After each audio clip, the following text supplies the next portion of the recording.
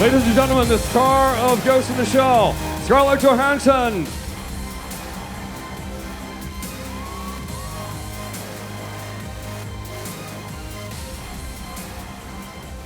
Have a seat, please. Welcome to Japan, Scarlett. Thank you. How does it feel to be back in Japan? Oh, I love Tokyo. It's such a great city. And the last time I had the chance to work here, I was much younger than today. Well, I was 17. And, every time I've returned here, it feels familiar to me, I think, because I had those, very early days here. Right. So it's a wonderful city. I love it. I see. Thank you very much. Now, were you aware of Ghost in the Shell prior to being cast?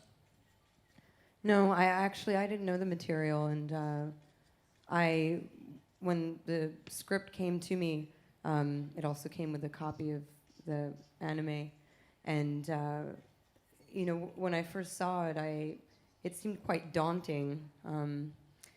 I think because the anime is so philosophical, and I didn't know how it would exactly translate to a live-action film, or really what I could contribute to it exactly. Mm-hmm. But it was alluring, definitely alluring. Right. You just mentioned alluring. What was alluring about the role? You played the Major? When I met with Rupert, and I'd been sent this pretty impressive visual presentation, it was just absolutely magnificent. And I think you'll see the result of it shortly. But, we started to talk about the journey of the Major and how the character was going to be driving the story.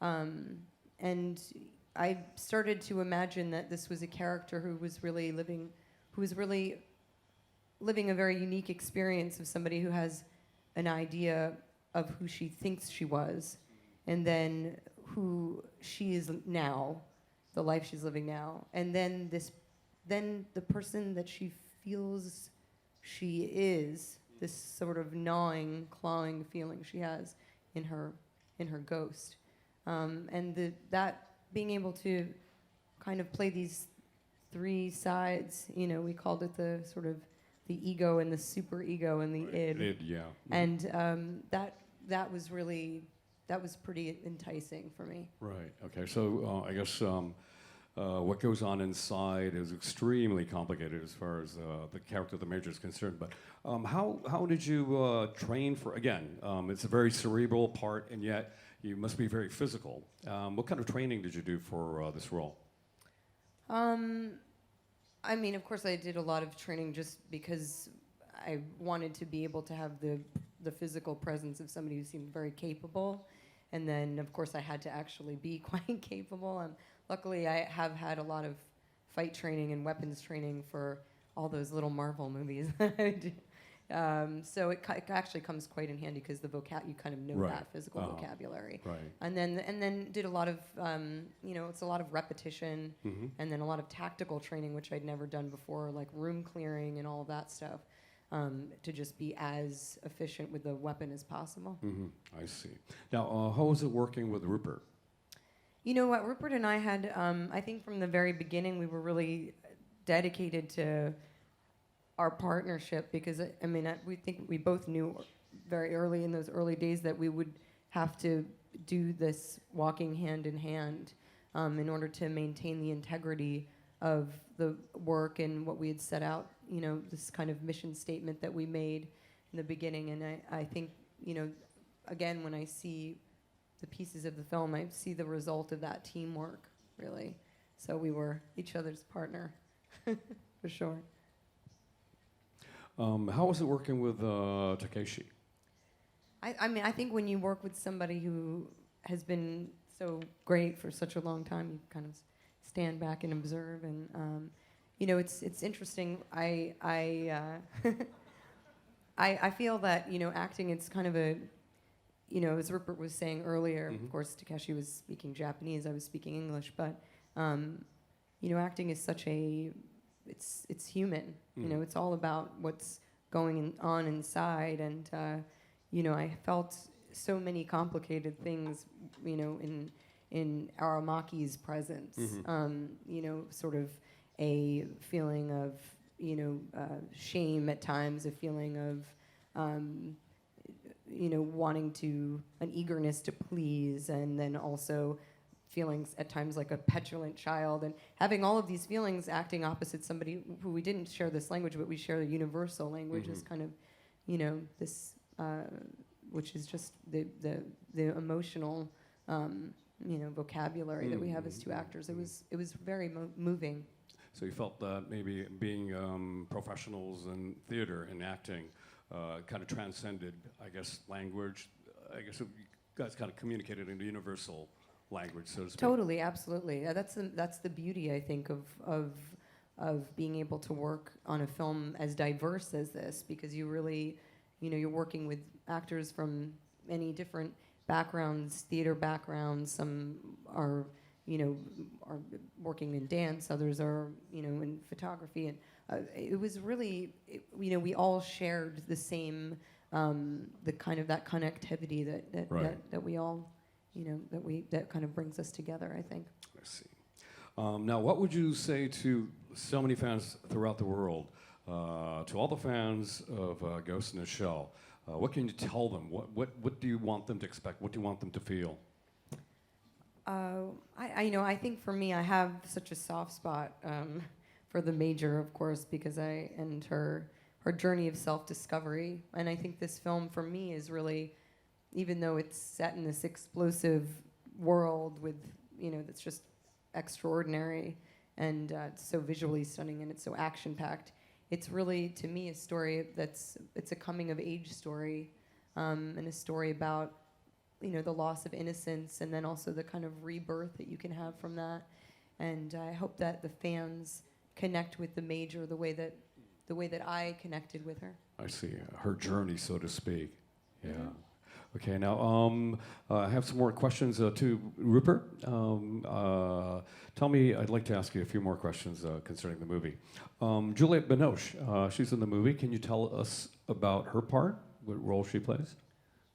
Juliette plays the head of Hanka Robotics, which created the Major. And she, in a way, is the creator and the mother of the Major. I see, okay. And tell us about the role that Michael Pitt plays. Well, you give a lot away when you start talking about characters, so suffice to say that he's involved in the film in quite a substantial way, and he's a thrilling actor to watch, and I think him and Scarlett, some incredible scenes together, very, very dramatic, very moving. Also with Kaori Momoi, who's in the audience somewhere tonight, a legendary actor, really beautiful to watch her as well. We were very lucky. Rila Fukushima, another actress who's with us here tonight. We really kind of bonded in our little island on the other side of the world, cut off from our loved ones. We were in there kind of battling in the trenches every day, and we had a great, diverse group of wonderful actors. So we enjoyed ourselves. I see. So even behind the scene, there was a Ghost in the Shell community. You guys kind of shared the same mindset. Well, you're like a circus when you work in film. You pitch your tent and you stay there for a year, and then you drink all the bars dry and eat all the restaurants dry, and then you go off to the next one. I see. Now, as much as you can divulge, can you tell us about the characters that comprise Section 9? Yeah, I mean, Major is a human brain in a synthetic body, and she was built to head Section 9. So Section 9 really are tasked with tracking down a ruthless and murderous cyber terrorist. And that's kind of the A story, the projection story of the film, but the film has a lot more than just that. I think like great film noir, you have a detective story that drives you forward, but what always happens in film noir is an emotional journey of self-discovery and a lot of kind of action. And, for us, the world is so amazing. And I think cinematically, I think it'll be a very fresh take on futurism that people haven't seen before. There's a lot of the anime there, there's a lot of the manga there, but there's also an updating and a reappraisal of that. I see. Scarlett, can you add something to how you felt about the movie in general? If you would like to kind of make a final view of what your experience in this movie. Gosh, that's such a loaded question because it was such a. I feel I grew a lot when I making this film. I learned a lot about my limitations. I learned a lot about my capability, and I think when you play a character that is some step removed from human, and you don't have the nuance and the tools of, those little things that make us human. It's just a very challenging experience because there's so much going on inside, but what's going on inside it's impossible to reflect completely outside. So that paring away of that was just a very unique experience for me, and so it's impossible to kind of have to put it all into a log line. But I'm very proud of the work that we did. Absolutely. And you have been within the genre. You've played several roles within the genre. So I guess again, this was a new challenge for you, something I've never experienced before. Certainly, it was something I'd never experienced before, and I think I've pushed the genre all the way I can. I see. Okay. I don't know. I was a person without a body. Now I'm a brain without a body. I think. Maybe Wow. next time I need a body and a brain together. Yeah, we'll see. Okay. Now, Rupert, we're going to be playing the trailer next. Would you like to add a few words before we watch the trailer?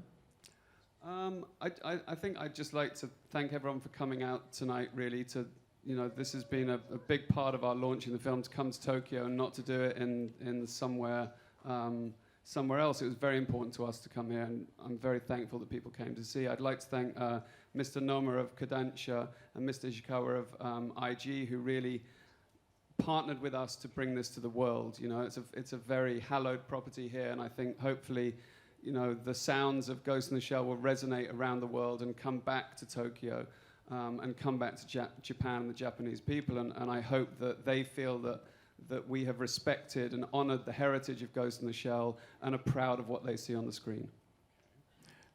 たけしさん、一言トレーラー見る前にお願いしたいんですけども。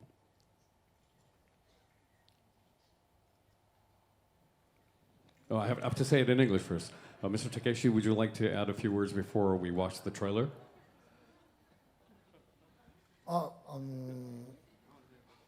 ちょっとだけ映像を見せていただいたんですけども、かなりすごいですよ。本当に悔しいくらいお金かかってます。私の映画100本ぐらいできるんじゃないかってぐらいすごいです。それがハリウッドだと思いますけども、あとやっぱり感動するのは特殊メイクとかいろんなフィギュアのデザイナーの凄さっていうのはつくづくやっぱり映画っていうのは総合芸術だっていうのが本当に応えました。それに参加できたこと本当に嬉しいです。映像をとにかく楽しんでください。Okay, thank you very much. Scarlett, can you give one last message to your fans about how great this movie is? One last message. I think it's always my hope when making a film that you have that you connect with people in that dark theater and they're able to escape into some other world that we've created for them. My hope for the fans is that they get taken on a ride that is not just explosive and exciting, but also, allows them to be reflective and to be, curious, more curious about themselves from watching this film. So I hope it resonates that deeply with them. Okay, thank you very much. Fantastic. Okay, ladies and gentlemen, here's the world debut of the trailer for Ghost in the Shell.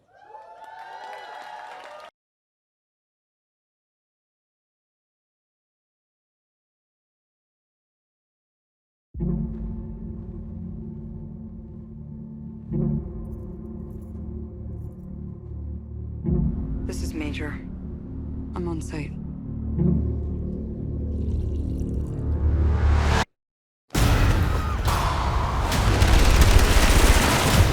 I'm going in.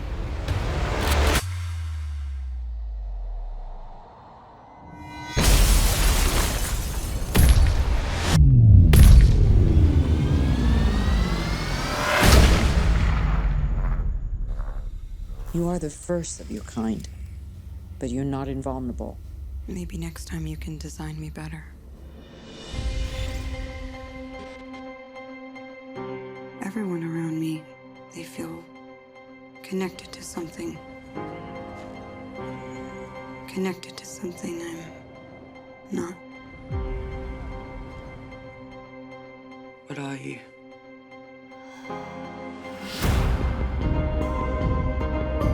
You were dying. We saved you. And now you save others. Words like violence break the silence. I never once had, forever needed is here. I don't know who to trust. You trust me, right?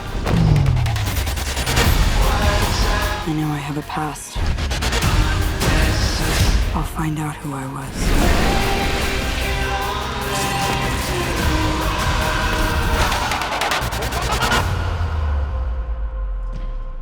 Everything they told you was a lie. Who are you? They did not save your life. They stole it.